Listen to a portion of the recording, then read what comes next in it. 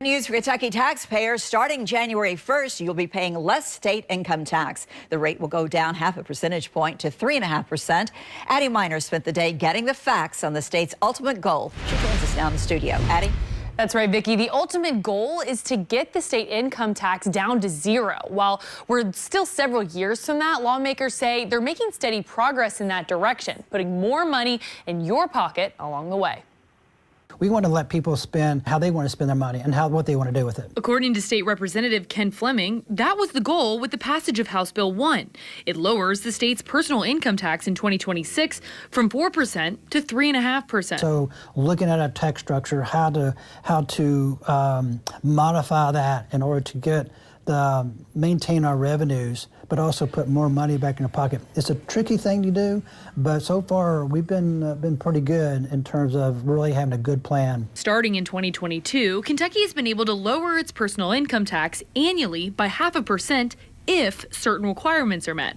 Those requirements include having a certain amount stored in the state's rainy day fund while also bringing in more revenue than what the state spent in a fiscal year. Fleming says in 2024, the state had a surplus of $1.4 billion and had $5.2 billion in its rainy day fund, triggering the cut to personal income taxes for the third time. We have seen an increase in our sales because people are spending, but we're also seeing and hearing that people are saving more. While taxpayers will have more in their pockets, the state will have less, $718 million less, to be exact, due to the cut.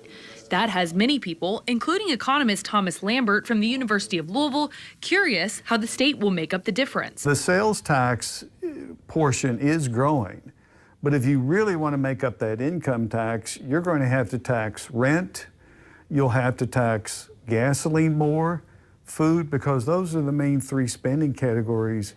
But according to Fleming, the state's legislature has no plan to raise any other taxes, including the sales tax, like many people have anticipated.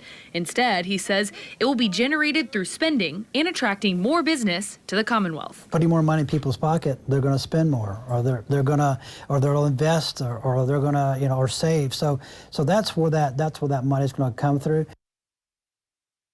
In the next legislative session, which starts next week, lawmakers will look to cut the personal income tax again for 2027. But as of right now, that's still up in the air because the state did not completely hit those two triggers I talked about. Still, Representative Fleming says it's not off the table.